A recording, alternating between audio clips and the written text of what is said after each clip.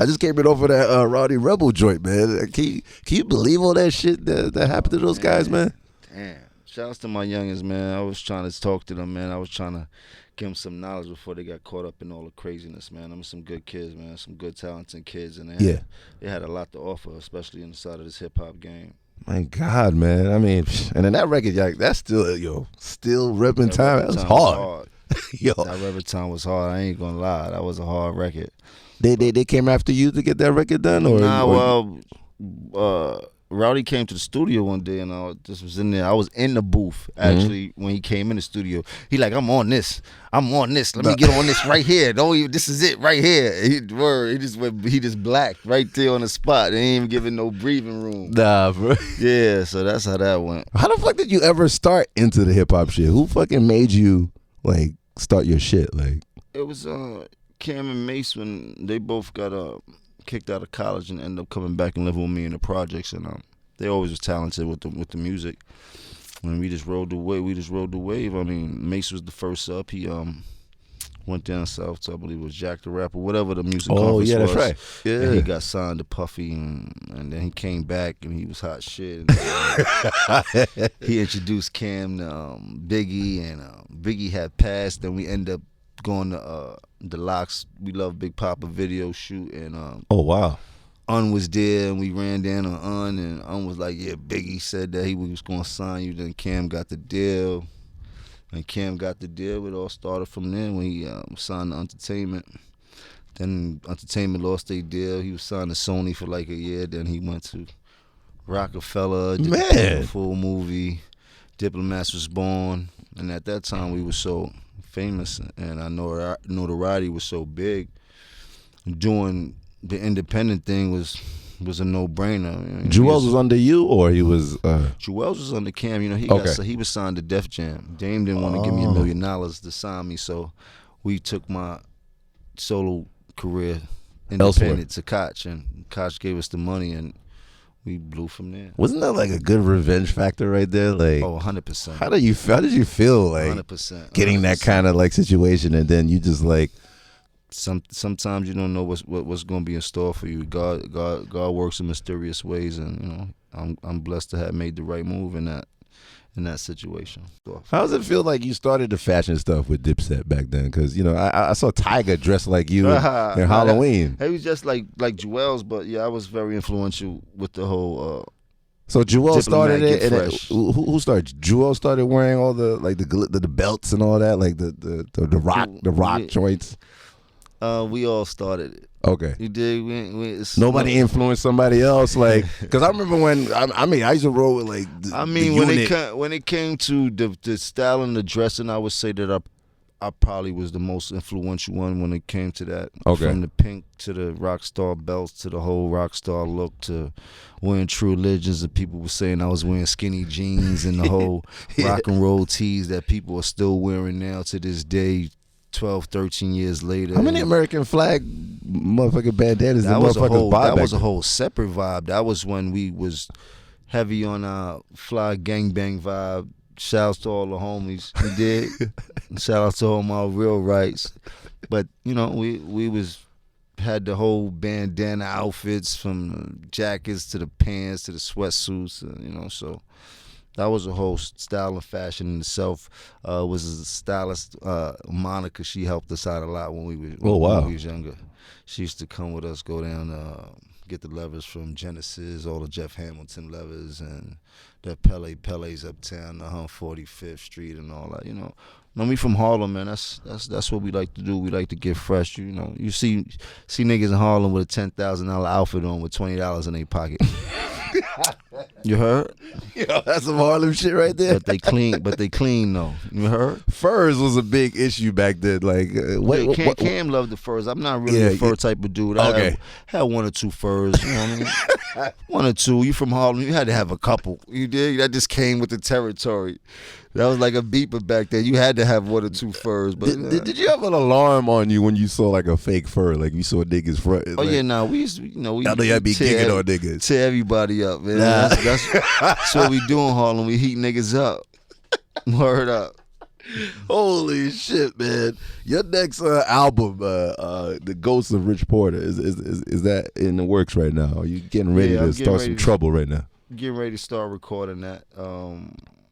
This should be fun. I mean, I'm going to sit down and really make a conscious effort on doing this album. So hopefully, I don't have too many distractions, and I could. There's a lot of distractions out there, man. Yeah, it is. You're like a karate nigga out there. You know how to block shit like when you hear like, because of social media. There was no social media 15 years ago, 10 years ago. Now it's just a joke now. But that social media, I don't take it to heart. That shit's pretty much funny to me, man. You can't be serious. Do you get annoyed that nobody knows the backstories behind a lot of the stuff that people are saying with social media? Yeah, social media, they be having it all twisted. Like, but it's just, it's the way of life, man. It's the media. It's like it's like reading them tabloid magazines. What you gonna do? You can't be serious going on Instagram addressing something serious. We had a crazy time in life right now, especially in our country, man. So, we gonna need all the support we can get. Jesus Christ. Like reasons why Dipset split and all this crazy shit. Like, you think monetary, you think the label deals is the reason why Dipset kind of like split apart, or was it internal family shit? Real personal, internal type of shit. You know what I mean? You know how it go, man. Let them tell it I'm the reason for the split. But I'm cool. I take that. But the thing is, you said it before that you're just waiting for the right moment, organic, like man, everything situation happens, to pop off where y'all get back together because y'all want to get back together. Y'all still tour together. Hopefully it's in time. Yeah, I mean, we do still do. Y'all still do shows together, shit like that. You know what I mean, when the money's worth it and stuff like that. You dig? But I would love to do a Diplomat album. Above all the bullshit, that's just me thinking about what I would like to happen. So, but a lot of fans want that. I mean, 100%. 100%. A lot of fans want that. Let's just hope, by the grace of God, we might get it done before our time of being still cool is over. Yeah, but you drinking all that water, working out, vamp fit, nigga. Why to get a vamp fit sweater? What you call them shit? A workout tank top or something, man. I'm like, yo, bro, you're gonna look like, because first of all, you still look the same from the last time. You got a little beard or whatever, but you still the same nigga, man. Yeah. Because you see niggas is looking crazy out there. I ain't gonna lie. Niggas is looking wild out there. Niggas be 28. Like, how old you is? Nigga, you look wild. You wild yourself out, boy. You need water. You need to sit in water all day and just drink a whole tub full of water till it's gone, nigga. And shout out the fact that, I was with Puff. He told me you were part of his origins too, like in the touring life back in the days. Oh yeah, we did we was on Puffy's first world tour. What? Definitely on Puffy's world tour. Me and Cam, we were the opening act. Well, Cam was the opening act. We would come out every day and go crazy. I heard you had like a Superman suit or some shit like that. That was Zeke that had the Superman. That had the Superman suit on. Zeke motherfucking was in Madison Square Garden, came in Madison Square Garden with a Superman outfit and ran off the stage and fell off the stage.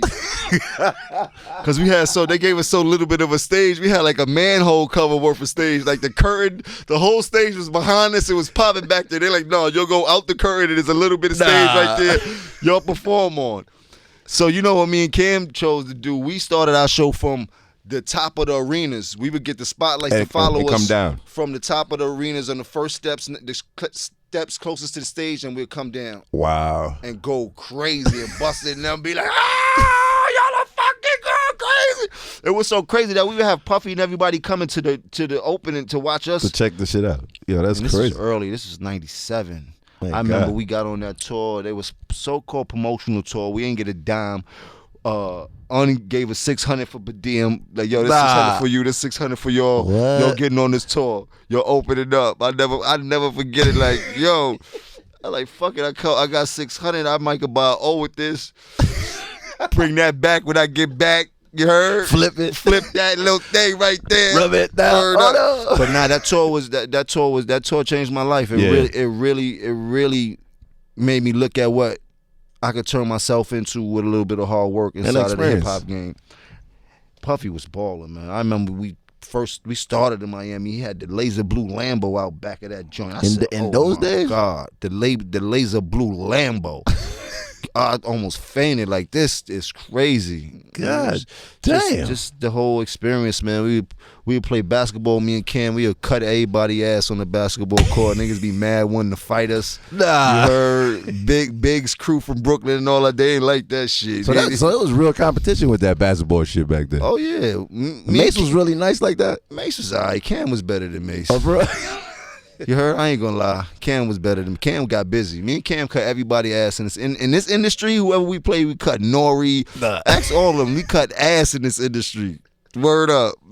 We covered the court being business when we was younger. But Cam, them niggas, that's what they did. They played ball and they did music. They was just talented kids since younger. We had a good life, man. I mean, how was your situation with Mace, man? Beffa? Yeah.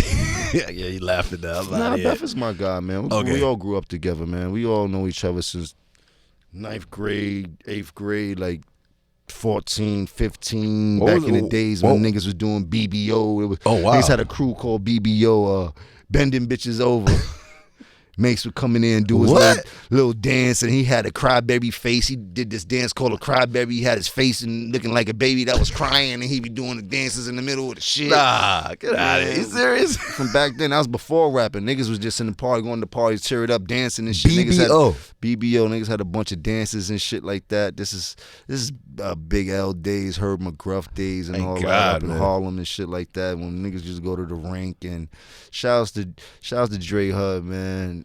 Huntington, man, we gonna miss you, man. He was a real mark inside of this Harlem thing. Like, man, you wasn't in Harlem if you ain't know Dre Hud, and he was early with it. Like, he was going to the clubs, he was going to the Tunnel like 14, 15. He put us on to what the Tunnel was. Like, yo, it's this club downtown called the Tunnel. It costs $100 to get in. Yo, nigga, $100, nigga.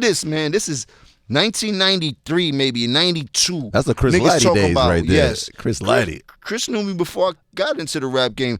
Talking about $100, and you in high school, $100 to get in the club. That's a lot, man. And you got to get sneakers. Fuck that. And an outfit. What? Man, I remember the first time I went to the Tunnel, I was like 16. Chris Lighty was at the door. There was another kid on the side. His name was Meech. There was an express line on the side where you pay another extra $100. I went down there with all the hustlers. I ain't had to pay nothing. They bust the express line down. Harlem niggas talk loud. Man, we got the money, man. What's up? We in here, man. Bottles was serious back then, Bottles too. is $100. Yeah, that's right. You heard? Yeah. Niggas going there and buy 30 bottles of Moet and was popping. This is when it was Red Star and White Star. This is way before Cristal was popping. Like, let's get to the facts of this. Cristal wasn't a hit drink until Tupac made it a hit drink. Oh, wow. You heard? That's crazy. In 1993 and 94, when I was in the Tunnel, the hustlers was drinking Moet.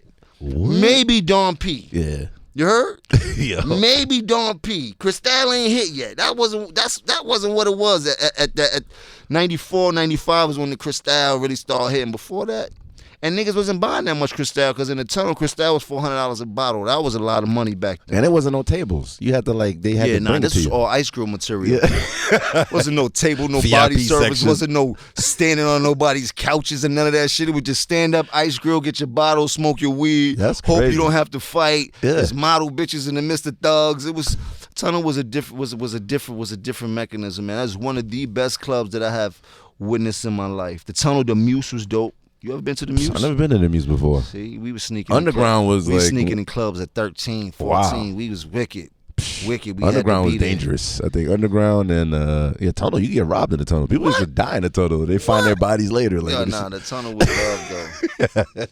I've been around for a minute, man. I experienced some things, man. I seen I've been telling Flex about Mason Cam in the Tunnel before we even got the deal. So when we got the deal, I mean, they're like, yeah, I told you, we signed now. Oh, you told Flex that?